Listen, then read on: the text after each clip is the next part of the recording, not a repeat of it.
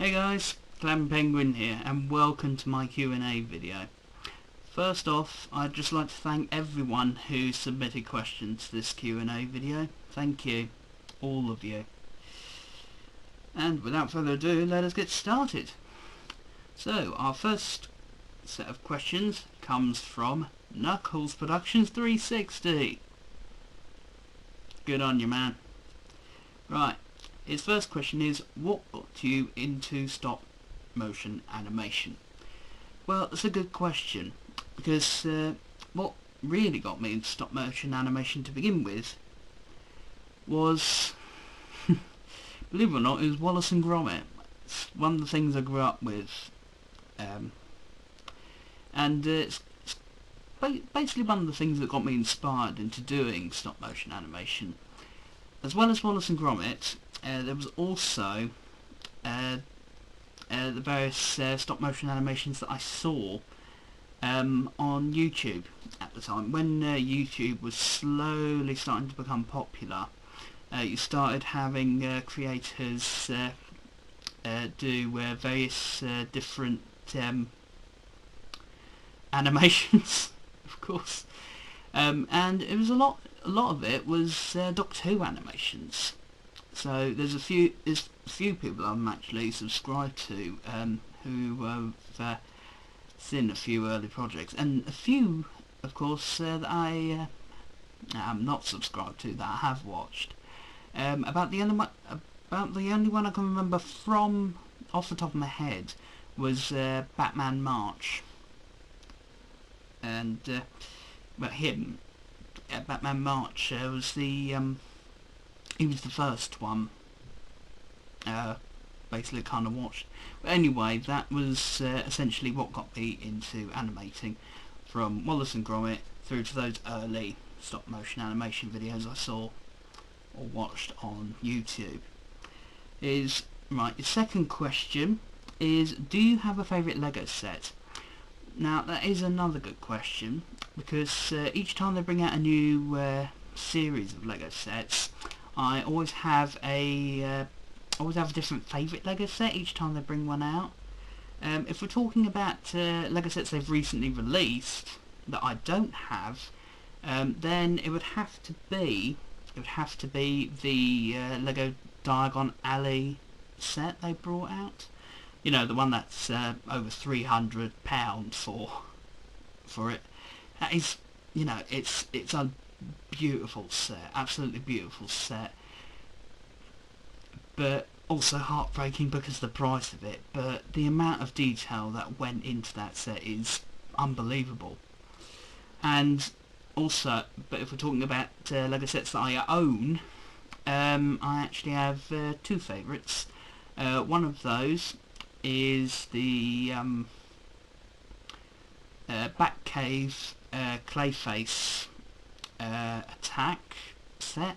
I think that's what it's called, but it's one of the smaller Batcave sets they've released. I say it's small, one of the smaller ones.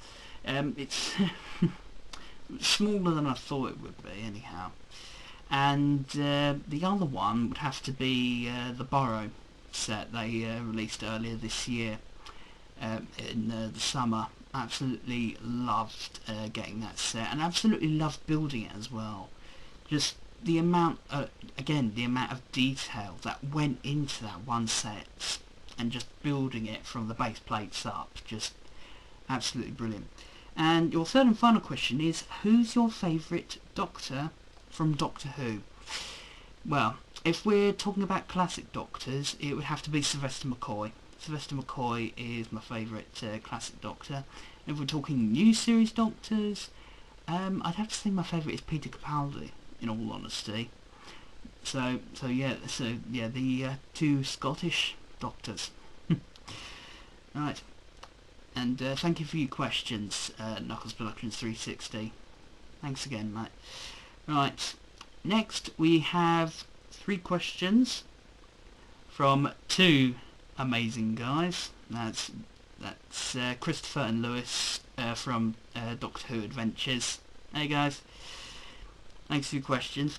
Anyhow, their first question is, do you think any more classic Who villains are due a comeback to the revived series? My answer to that would have to be yes. Yes, definitely.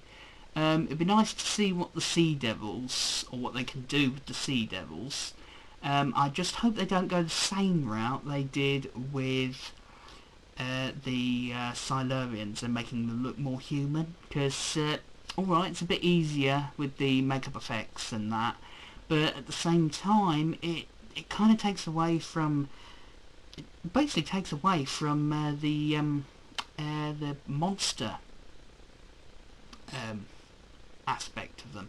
But no, it'd be nice to see the sea Devils make a return, and I suppose in a way probably the behaviours of the classic Sontarans, or at least the classic Sontaran design. It'd be nice to see a return to. Now don't get me wrong, I like the shorter Sontarans, but I don't like the colour scheme that you have with them. Just, ugh. Yeah. Anyway, your second question is, what's your least favourite era and what would have made it better? Right, if we're going, right, my least favourite era, it would have to, oddly enough, it would actually have to be the Matt Smith era, oddly enough, even though it's the era that helped keep me in the show, but even then, I'd not long moved on from David Tennant. Don't get me wrong, Series 5 with Matt Smith, loved it, absolutely loved it. But from Series 6 onwards, for me, it seemed to take a bit of a decline, really. And sorry, keeping the phone here. Anyway, well, oh yes, yeah, the Matt Smith era, I would have to say, is my least favourite. I just felt that through Series 6 and then through Series 7, it seemed to take a dip slightly. Don't get me wrong, I did enjoy the 50th, but looking back on it, it was a weird thing. And just the whole fact of it being, that way. What would I say could have made it better? I just think better writing, in all honesty. Mind you, you could probably say the same about the Capaldi era, but the interesting thing is, I actually quite liked quite a lot of the stories in Capaldi's era, but no, it'd have to be Matt Smith's era that I'm not that over keen on. So apologies to any of you who love Matt Smith's era. I'm not putting it down purposefully, and it's just my opinion. Okay. And your final question, which I'm hopefully going to be able to answer. Yeah, your third question is, what pop star would you like to see in the TARDIS as a companion? Now, again, that's a very good question. It is a very good question, actually, because the last time we had pop star as a companion, well, actually, she was a sort of companion, I guess. But the last time you had a pop star companion in the TARDIS, was with she didn't even appear in the TARDIS, and that was Kylie Minogue, back in Voyage of the Damned. And then after that, you had opera singer Katherine Jenkins. And in all honesty, I'm not entirely sure. I'm going to be honest with you there. I have absolutely no idea who I would like, what pop star I would like to see as a companion in the TARDIS. So sorry about that, guys. But thank you for your questions, though. Thank you very much for your questions. And moving on to our next question, or set of questions, comes from Legoland Studios. Yeah, thanks for your questions, mate. And your first question is, what's your favourite band? Well, I don't actually have a favourite band, in all honesty. I mean, I had a couple when I was growing up. Um, although they're both split now. But one of them was Busted. I was really into Busted, and the other one I was into was McFly. I quite liked them, or at least I liked them early on, and then sort of after they split, it well, just wasn't the same after that. Also, not really a lot of modern bands that I'm into, in all honesty. So I hope that answers that question for you, mate.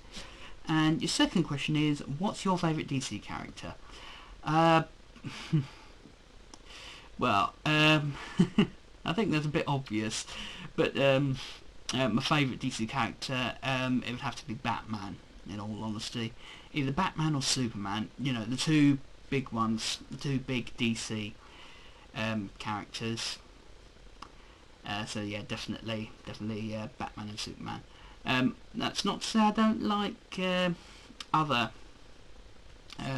DC superheroes, but those are my absolute favourites. Especially Batman, because of the backstory he has. Anyway, thanks again for your questions, mate. And finally, we have some questions from one of my newest subscribers, and that's Dylan Pictures. So thank you for your questions, mate. Right. And Dylan's first question is, what got you interested in adapting Batman's first story from 1939?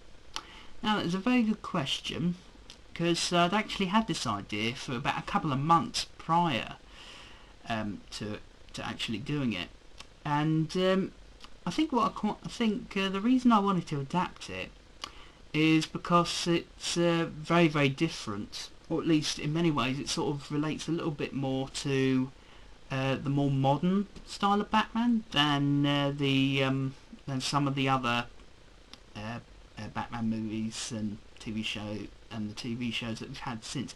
Alright, it's very, very dark, but I think what I liked about it is the fact that it was unique in the fact that it didn't feature the Joker, it didn't feature Robin, it didn't feature any of the classic rogues gallery of Batman. You just had the characters Batman, his alter ego Bruce Wayne, Commissioner Gordon, and you had a few other lesser known characters in it. And I think one of the darkest moments in it is actually near the end of the comic. Unfortunately, I only animated about half of it. I only animated about half of the story of the comic, unfortunately. But in the second half of the comic, when you actually have the Batman, beating up the thugs and that, there's a moment where he knocks the main bad guy into a vat of acid. He literally knocks a guy into a vat of acid. And probably his final line in that particular scene, or that particular section, that particular scene from the comic book, just really, really dark. Because you have one of the other characters literally screaming, "He's falling into the vat of acid!" And just the Batman's final line in that particular scene, just so dark and so cruel and almost literally, really, really, really dark. And obviously the line being, of course, a fitting end for his kind. Oh, jeez. Now that is dark, even for the Dark Knight. Anyway, hope that answers that question of yours. Your second question is, do you play any video games? And the answer to that is yes, I do. I I play a varying amount of video games. I don't play a lot. Don't play a lot of video games in my spare time, but I do play video games. If you want specifics, I play a few games on the Wii. Because I've got the Wii in my bedroom. It was downstairs, but got it in my bedroom now. Anyway, on the Wii, I've played a few of the Lego games for Wii. So, for example, Lego Batman, Lego Indiana Jones, the Lego Harry Potters, Lego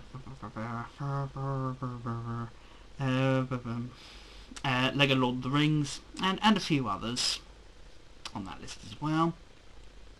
And on 3DS as well, DS and 3DS, the Professor Layton game series. Absolutely loved playing that series.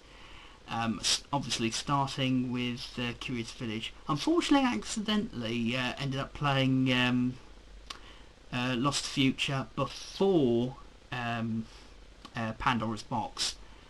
But no, absolutely loved playing the Professor Layton series, and just the whole story that surrounds that series as well. It just absolutely beautifully done. And also the Ace Attorney games on DS as well. I've played those, or at least 3 of them. I played the original 3. Haven't got all the way through, but I enjoyed those.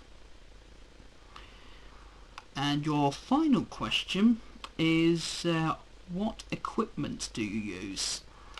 So, obviously, what camera, what editor, stop motion program I use. Oh, sorry. Nearly falling off the bed. Anyway, to answer your question, to record or animate, I use precisely what I'm using now, or what I'm recording on right now, my 3DS. I actually have 2 of them. One was originally for filming and the other for gaming, so yeah, that's my other one. That's my filming one. Obviously I'm recording off the other one. But if I'm doing 2 different projects at the same time, so if I'm doing a project in black and white, like I'm recording in, or if I'm doing a project in colour, at least that way I can try and balance it out a bit. That way I'm not fighting to try and find bits of footage for my projects. Also, it also helps doing one project at a time. Otherwise, it does get confusing. And of course, sometimes I do use both. And as for my editing software, you can probably tell what my editing software is, especially if you are looking in either that corner or that corner. Well, the bottom right-hand corner. You'll happen to notice in the bottom right-hand corner, of course, the watermark for my video editor, which is of course Power Director. Anyway, guys, I want to thank all of you again for your questions. So I say thank you again to Knuckles Productions 360, Doctor Who Adventures, thank you guys, Lego Lad Studios, thank you, and of course one of my newest subscribers, Dylan Pictures, thank you again. So thank you all again for your questions.